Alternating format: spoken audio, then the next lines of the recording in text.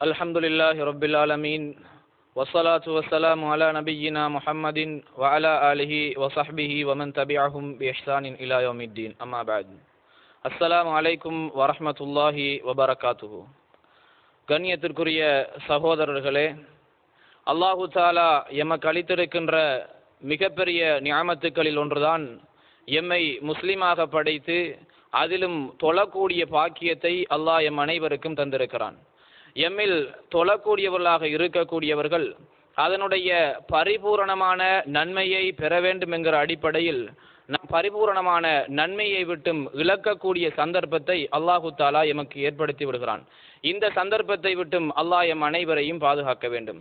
எனவேதான் இந்த சிறிய உரையிலே நாம் தொழுகையில் விடக்கூடிய சில பிழைகளை பற்றி சுட்டிக்காட்டலாம் என்று நினைக்கிறேன். உண்மையில் இந்த தொழுகை எனப்படுகிற இந்த வணக்கம் எல்லா வணக்கங்களை விடவும் தலையாய வணக்கமாக கருதப்படுகிறது. காரணம், இஸ்லாமிய மார்க்கத்தில் கடமையாக்கப்பட்ட வணக்கங்களில் தொழுகை முதன்மை வணக்கமாக கருதப்படுவதோடு மறுமை நாளையில் எழுப்பப்பட்டு ஒரு அடியான் கேட்கப்படுகின்ற முதலாவது கேள்வி இந்த தொழுகையை பற்றியதாக இருக்கிறது. எனவேதான் இந்த தொழுகையில் எந்தவிதமான பிழைகளும் இன்றி எம்முடைய செயற்பாடுகளை அமைப்பதற்கு நாம் கடமைப்பட்டிருக்கிறோம். தொழக்கூடிய ஒவ்வொரு சாராரும், அது ஆணாக இருந்தாலும் பெண்ணாக இருந்தாலும், நபிகளார் ஸல்லல்லாஹு அலைஹி வஸல்லம் அவர்கள் முதலாவதாக தொழுகைக்கு வந்து நிற்கின்ற ஒருவர் அவருடைய தொழுகின்ற இடத்திற்கும் அவர் சுஜூது செய்கின்ற இடத்திற்கும் முன்னால் ஒரு சுத்துராவை வைப்பது கடமை என்று ரசூல் ஸல்லல்லாஹு அலைஹி வஸல்லம் அவர்கள் அதனை ஒரு சுன்னாவாக எமக்கு காட்டி தந்திருக்கிறார்கள். இது நபிகளார் ஸல்லல்லாஹு அலைஹி வஸல்லம் அவர்களுடைய வழிமுறையாக இருந்து கொண்டிருக்கிறது. நபிகளார் ஸல்லல்லாஹு அலைஹி வஸல்லம் அவர்களுடைய தொழுகையை பற்றி அறிவிக்கக்கூடிய சஹாபாக்களாக இருந்தாலும் சரி, அவருடைய மனைவியராக இருந்தாலும் சரி, நபிகளார் ஸல்லல்லாஹு அலைஹி வஸல்லம் அவர்கள் தொழுவதற்கு முன்னால் யாரும் குறுக்கே சென்று விடாமல் இருப்பதற்காக வேண்டி ஒரு தடுப்பொன்றை, ஒரு சுத்துரா ஒன்றை வைத்து தொழக்கூடியவர்களாக இருந்தார்கள். இதனுடைய முக்கியத்துவத்தை விளங்கப்படுத்துவதற்காக பாலைவனத்தில் தொழுகிற சந்தர்ப்பம் ஏற்பட்டாலும் கூட தன்னுடைய அந்த ஒட்டகத்தை, தன்னுடைய அந்த வாகனத்தை சுத்துராவாக வைத்து நபிகளார் ஸல்லல்லாஹு அலைஹி வஸல்லம் அவர்கள் தொழுதார்கள் என்கிற வரலாற்றினை பார்க்கிறோம்.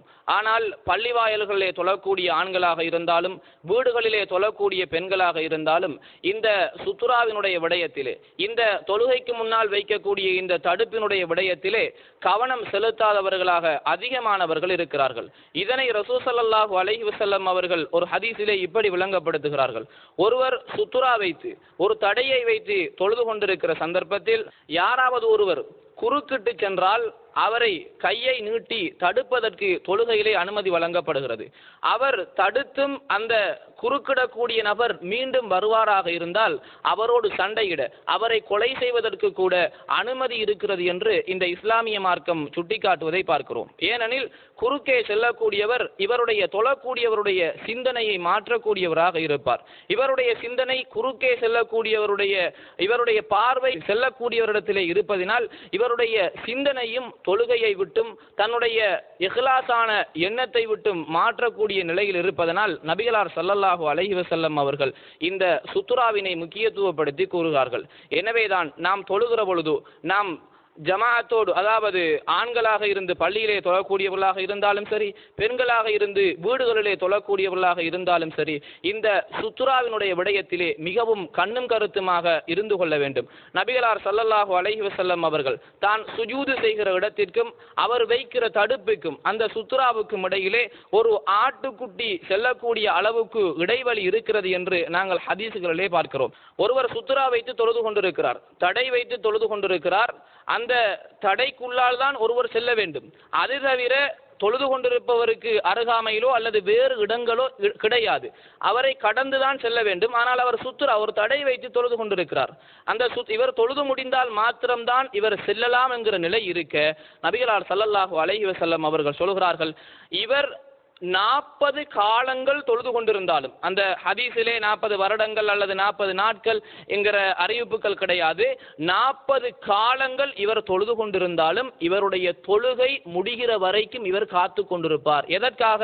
இந்த சுத்துரா வைத்துக் கொண்டு தொழக்கூடியவருக்கு குறுக்கால் நான் சென்றால் இதன் மூலமாக கிடைக்கக்கூடிய தீங்கு இன்னதுதான் என்று அவர் அறிந்திருந்தாராக இருந்தால், ஒருவர் தடை வைத்து தொழுது கொண்டிருக்கிறார், தடுப்பு வைத்து தொழுது கொண்டிருக்கிறார், அவருடைய தொழுகையை நான் குறுக்கால் சென்றால் கெடுத்து விடுவேன், இந்த கெடுப்பதின் மூலமாக கிடைக்கக்கூடிய தீமை இதுதான் என்று அவர் அறிந்திருந்தாராக இருந்தால், அந்த தீமையை விட்டு விலகுவதற்காக வேண்டி இவர் 40 காலங்கள் தொழுது கொண்டிருந்தாலும் அவ்வளவு காலமும் தொழுது முடிகிற வரைக்கும் அவர் அந்த இடத்திலேயே காத்து கொண்டிருப்பார் என்று நபிகளார் ஸல்லல்லாஹு அலைஹி வஸல்லம் அவர்கள் இந்த சுத்ராவினுடைய முக்கியத்துவத்தை சொல்லி காட்டுவதை பார்க்கிறோம். இந்த சுத்ராவினுடைய முக்கியத்துவத்தை விளங்கி எம்முடைய தொழுகைகளை அமைப்பதற்கு நாம் கடமைப்பட்டிருக்கிறோம். இரண்டாவதாக, எம்முடைய தொழுகைகளை நாங்கள் விடக்கூடிய மிக பிரதானமான ஒரு பிழைதான் சஃபிலே நிற்கக்கூடிய முறை. ஜமாஅத்தோடு தொழக்கூடிய ஆண்கள் சஃபிலே வந்து நின்றால் நபிகளார் ஸல்லல்லாஹு அலைஹி வஸல்லம் அவர்கள் காலோடு காலையும் தோளோடு தோளையும் ஒன்றிணைத்து வைக்குமாறு எமக்கு சுட்டி காட்டுகிறார்கள்.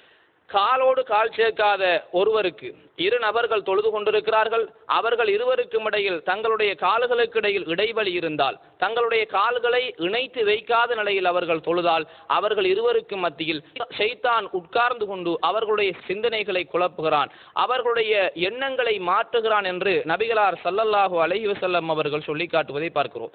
எனவேதான் சஃபிலே நிற்கிற ஒவ்வொருவரும் அடுத்தவருடைய காலோடு என்னுடைய கால் இணைந்திருக்க வேண்டும் என்பதில் மிகவும் கண்ணும் கருத்துமாக இருந்து கொள்ள வேண்டும். ஏனெனில் தொழுகை என்பது ஒரு அடியான் தன்னுடைய ரப்போடு பேசக்கூடிய சந்தர்ப்பத்தினை அல்லாஹு தாலா இந்த தொழுகையில் தான் ஏற்படுத்தி கொடுக்கிறான். இந்த சந்தர்ப்பத்தில் ஷைத்தானுடைய ஊசலாட்டத்தின் மூலமாக எங்களுடைய சிந்தனைகள் மாறுமாக இருந்தால் எங்களுடைய தொழுகையில் கிடைக்கக்கூடிய பரிபூரணமான நன்மையை இழக்க நேரிடும் என்பதை நாம் ஒவ்வொருவரும் புரிந்து கொள்ள வேண்டும். அடுத்ததாக, இமாம் ஜமாஅத்தோடு தொழக்கூடியவர்கள், இமாம் ருக்கூவிலிருந்து எழுந்து வந்து சமி அல்லாஹு லிமன் ஹமிதா என்கிற வார்த்தையை சொல்லி அழ்த்திதாலுடைய நிலைக்கு அவர் வருவாராக இருந்தால், அந்த நிலையில் மஅமூம்கள் எல்லாம் அவர்களும் சமி அல்லாஹு லிமன் ஹமிதா என்று சொல்லப்படக்கூடிய வார்த்தையை பிரயோகிப்பதை பார்க்கிறோம். நபிகளார் ஸல்லல்லாஹு அலைஹி வஸல்லம் அவர்கள் சொல்கிறார்கள், உங்களுடைய இமாம் சமி அல்லாஹு லிமன் ஹமிதா என்று கூறிவிட்டால் மஅமூம்களாக இருக்கக்கூடிய நீங்கள் ரப்பனா வலக்கல் ஹம்து, எங்களுடைய இறைவா உனக்கே புகழனைத்தும் உண்டாகட்டும் என்கிற வார்த்தையை கூறுங்கள் என்று ஸல்லல்லாஹு அலைஹி வஸல்லம் அவர்கள் சொல்கிறார்கள். எனவேதான் எங்களுடைய தொழுகைகளிலே நாங்கள் தனித்து தொழுகிற பொழுது நாங்கள் சமி அல்லாஹு லிமன் ஹமிதா என்று சொல்வதற்கு கடமைப்பட்டிருக்கிறோம். ஆனால் இமாம் ஜமாஅத்தோடு தொழுகிற பொழுது இமாம் மாத்திரம் சமி அல்லாஹு லிமன் ஹமிதா என்கிற வார்த்தையை பிரயோகிக்க வேண்டும். மஅமூம்களாக இருக்கக்கூடியவர்கள் ருக்கூவிலிருந்து எழுந்து இஅ்திதாலுடைய நிலைக்கு வருகிற சந்தர்ப்பத்தில் அவர்கள் ரப்பனா வலக்கல் ஹம்து என்கிற அந்த பிரார்த்தனையை ஓதுவதற்கு நபிகளார் ஸல்லல்லாஹு அலைஹி வஸல்லம் அவர்கள் எமக்கு கற்றுத் தந்திருக்கிறார்கள் என்பதை நாம் புரிந்து கொண்டு எம்முடைய தொழுகையை நாங்கள் மாற்றிக்கொள்ள வேண்டும். அடுத்ததாக, நாம் தொழுகைகளிலே விடக்கூடிய இன்னும் ஒரு பிழைதான் சுஜூதிலே இருக்கக்கூடிய நிலைகள். சுஜூதிலே இருக்கிற பொழுது நபிகளார் ஸல்லல்லாஹு அலைஹி வஸல்லம் அவர்கள் 7 உறுப்புகள் பரிபூரணமாக சுஜூதிலே பட வேண்டும் என்று சொல்லி காட்டுகிறார்கள். அந்த 7 உறுப்புகளில் 2 உள்ளங்கைகள், 2 முழங்கால்கள், 2 குதிகாலினுடைய அதாவது காலினுடைய விரல் இடுக்குகள், இந்த 6 உறுப்புகளோடு 7வது உறுப்பாக ஸல்லல்லாஹு அலைஹி வஸல்லம் அவர்கள் மூக்கோடு சேர்த்து நெற்றியை சுட்டி காட்டுகிறார்கள். சிலர்கள் சுஜூது செய்கிற பொழுது நெற்றி மாத்திரம் பூமியிலே படுகிறது, மூக்கு படுவது கிடையாது. சிலர் மூக்கை மாத்திரம் வைத்து சுஜூது செய்கிறார்கள், நெற்றி படுவது கிடையாது. இப்படி பரிபூரணமற்ற சுஜூதை ஒருவர் செய்வாராக இருந்தால் 7 உறுப்புகளும் படவில்லை என்ற காரணத்தினால் அந்த சுஜூதினுடைய பூரணத்துவமான நன்மையை அவர் இழந்து விடுகிறார் என்பதை நாம் ஒவ்வொருவரும் புரிந்து கொள்ள வேண்டும். எனவேதான் சுஜூதிலே வைக்கக்கூடிய இந்த உறுப்புகளில் மிகவும் கண்ணுங்கருத்துமாக இருந்து நம்முடைய சுஜூதினை அமைப்பதற்கு நாம் கடமைப்பட்டிருக்கிறோம். அடுத்ததாக, சுஜூதிலே நாங்கள் விடக்கூடிய இன்னும் ஒரு பிழைதான் எங்களுடைய முழங்கைகளையும் முழங்கையினுடைய இந்த ஓரப்பகுதிகளையும் நாங்கள் சுஜூதிலே வைப்பது. இதனை ரசூல் ஸல்லல்லாஹு அலைஹி வஸல்லம் அவர்கள் தடுக்கிறார்கள். யஅ்ததிலு ஃபி சுஜூதி, நீங்கள் சுஜூதிலே நடுநிலைமையானவர்களாக இருங்கள்.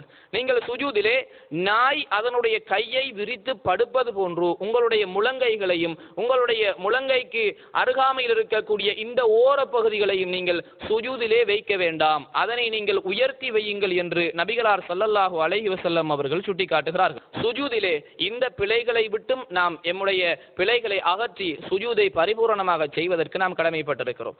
அடுத்ததாக, நாங்கள் நடு இருப்பு என்ற இருப்பிலும் அத்தஹியாத்தினுடைய இருப்பிலும் நபிகளார் ஸல்லல்லாஹு அலைஹி வஸல்லம் அவர்கள் 2 விதமான இருப்புகளை எமக்கு சுட்டி காட்டி இருக்கிறார்கள், சுன்னத்தாக ஆக்கி இருக்கிறார்கள். முதலாவது அத்தஹியாத்திலும் அல்லது இரண்டு சுஜூதுகளுக்கு மத்தியில் இருக்கக்கூடிய நடு இருப்பிலும் ஒருவர் உட்காருகிற பொழுது அவர் தன்னுடைய இடது காலை விரித்து இடது காலிலே உட்கார்ந்து வலது காலை நட்டி வைக்க வேண்டும். இது ரசூல் ஸல்லல்லாஹு அலைஹி வஸல்லம் அவருடைய சுன்னா. இறுதி அத்தஹியாத்திலே ஒருவர் இருக்கிற பொழுது அவர் பூமியிலே உட்கார்ந்து இடது காலை வலது காலுக்கு உள்ளால் செலுத்தி வலது காலை நட்டி இருக்க வேண்டும் என்று ரசூல் ஸல்லல்லாஹு அலைஹி வஸல்லம் அவர்கள் சொல்கிறார்கள். இந்த விடயத்திலும் நாங்கள் இரண்டு சுஜூதுகளுக்கு மத்தியில் இருக்கக்கூடிய அந்த நடுஇருப்பிலும் முதலாவது அத்தஹியாத்திலும் இஃப்திராஷ் என்று சொல்லப்படக்கூடிய காலிலே உட்காருகிற நிலையையும் இறுதி அத்தஹியாத்திலே இடது காலை வலது காலுக்கு உள்ளால் செலுத்தி பூமியிலே உட்காரக்கூடிய நிலையையும் நாங்கள் ஏற்படுத்தி கொண்டால் நிச்சயமாக எங்களுடைய அத்தஹியாத்தில் கிடைக்கக்கூடிய பரிபூர்ணமான நன்மையையும் நாங்கள் பெற்றுக்கொள்ளலாம். அடுத்து மிக முக்கியமான ஒரு விடயம்தான் நான் விடக்கூடிய தொழுகையிலே விடக்கூடிய பிழை. ஒரு ஜமாஅத் நடந்து கொண்டிருக்கிற சந்தர்ப்பத்தில் ஒருவர் அந்த ஜமாஅத்தோடு இணைந்து கொள்வதற்காக வேண்டி வருகிறார். ஒரு ரக்காயத், 2 ரக்காயத், 3 ரக்காயத்துக்கள் என்று ரக்காயத்துக்கள் சென்று கொண்டிருக்க ஒருவர் அந்த ஜமாஅத்தோடு இணைந்து கொள்வதற்காக வேண்டி வருகிறார். இணைந்து கொள்வதற்காக வேண்டி வருபவர் இமாம் சுஜூதிலே இருப்பார். இவர் சுஜூதை விட்டும் எழுந்தால் நான் அவரோடு இணைந்து கொள்கிறேன் என்று பின்னால் நிற்கக்கூடியவர் காத்து கொண்டிருப்பார். அல்லது இமாம் அத்தஹியாத்திலே இருப்பார். இந்த அத்தஹியாத்தை இமாம் முதலாவது அத்தஹியாத்திலே இருக்கிறாரோ என்னவோ என்று நினைத்து கொண்டு அத்தஹியாத்தை விட்டும் எழுந்தால் அவரோடு நான் இணைந்து கொள்ளலாம் என்று வந்து நிற்கக்கூடிய இமாம் ஜமாஅத்தோடு இணைவதற்காக வேண்டி பிந்தி வந்தவர்கள் காத்து கொண்டு நிற்பதை பார்க்கிறோம். இதை ரசூல் ஸல்லல்லாஹு அலைஹி வஸல்லம் அவர்கள் வன்மையாக கண்டிக்கிறார்கள். ஏனென்றால் நீங்கள் பள்ளிவாயலுக்குள் நுழைந்தால் இமாமை எந்த நிலையில் நீங்கள் அடைந்து கொள்கிறீர்களோ அந்த நிலையோடு நீங்கள் இணைந்து கொள்ளுங்கள் என்று நபிகளார் ஸல்லல்லாஹு அலைஹி வஸல்லம் அவர்கள் சொல்கிறார்கள். இமாம் சுஜூதிலே இருந்தால் சுஜூதோடு நாங்கள் இணைந்து கொள்ள வேண்டும். இமாம் ருக்குவிலே இருந்தால் ருக்குவோடு நாங்கள் இணைந்து கொள்ள வேண்டும். இமாம் தஷஹுதிலே அத்தஹியாத்திலே இருந்தால் அத்தஹியாத்திலே நாங்கள் இமாமோடு இணைந்து கொள்ள வேண்டும். ஆனால் இமாம் எழுந்து கொள்ளட்டும் அவரோடு இணைந்து கொள்ளலாம், இமாம் சுஜூதை விட்டும் எழட்டும் அவரோடு இணைந்து கொள்ளலாம் என்கிற நிலை ஒருவருக்கு ஏற்பட்டால், உதாரணத்துக்கு இமாம் இறுதி அத்தஹியாத்திலே இருக்கிறார், அவர் முதல் அத்தஹியாத்து தான் என்று நினைத்துக் கொண்டு இவர் காத்து கொண்டிருந்தால், இமாம் சலாம் கொடுத்து விட்டாராக இருந்தால் இவர் ஜமாஅத்தோடு இணைந்து கொண்டு தொழக்கூடிய அந்த ஃபضலை, அந்த சிறப்பை இவர் இழந்து விடுகிறார் என்பதை நாம் ஒவ்வொருவரும் புரிந்து கொண்டு தொழுகையிலே நாம் விடக்கூடிய இந்த பிழையை விட்டும் மிக பிரதானமாக நாம் ஒவ்வொருவரும் திருந்தி எம்முடைய தொழுகைகளை பரிபூர்ணமாக அமைப்பதற்கு நாம் ஒவ்வொருவரும் முயற்சி செய்ய வேண்டும். இறுதியாக நாம் தொழுகையிலே விடக்கூடிய இன்னும் ஒரு பிழைதான், தொழுகையிலே தக்பீர் கட்டியது முதல் சலாம் கொடுக்கிற நிலை வரைக்கும் எம்முடைய கண்களுடைய பார்வை மேலோ அல்லது அருகாமையிலே இருக்கக்கூடிய பொருட்களையோ நபர்களையோ பார்வையிடக்கூடாது. நபிகளார் ஸல்லல்லாஹு அலைஹி வஸல்லம் அவர்கள் வன்மையாக கண்டிக்கிறார்கள். தொழக்கூடிய ஒருவருடைய பார்வை ஏதாவது ஒரு பொருளை, யாராவது ஒரு நபரை வித்தியாசமான முறையிலே நோக்கி தொழுகையினுடைய எண்ணங்கள் மாறக்கூடிய அளவுக்கு இவருடைய பார்வை மாறுமாக இருந்தால் இவருடைய முகத்தை அல்லாஹு தஆலா கழுதையினுடைய முகமாக அல்லது இவருடைய தலையை அல்லாஹ் கழுதையினுடைய தலையாக மாற்றுவதை இவர் பயந்து கொள்ளட்டும் என்று நபிகளார் ஸல்லல்லாஹு அலைஹி வஸல்லம் அவர்கள் எச்சரிப்பதை பார்க்கிறோம். எனவேதான் நாங்கள் தக்பீர் கட்டியது முதல் சலாம் கொடுக்கிற நிலை வரைக்கும் ரசூல் ஸல்லல்லாஹு அலைஹி வஸல்லம் அவர்கள் சுஜூது செய்யக்கூடிய இடத்தை பார்க்குமாறு எமக்கு ஒரு சுன்னத்தான முறையை கற்பித்து தந்திருக்கிறார்கள். எனவேதான் இந்த நிலையை நாங்கள் எங்களுடைய தொழுகைகளை அமைத்துக் கொண்டு பரிபூர்ணமான நன்மைகளை இந்த தொழுகையின் மூலமாக பெறக்கூடிய பாக்கியத்தை எல்லாம் வல்ல அல்லாஹு தஆலா எம் அனைவருக்கும் தந்தருள் செய்வானாக. வ ஆகிரு தஅவத்தீனா அல்ஹம்துலில்லாஹி ரப்பில் ஆலமீன். அஸ்ஸலாமு அலைக்கும் வரஹ்மத்துல்லாஹி வபரகாத்துஹு.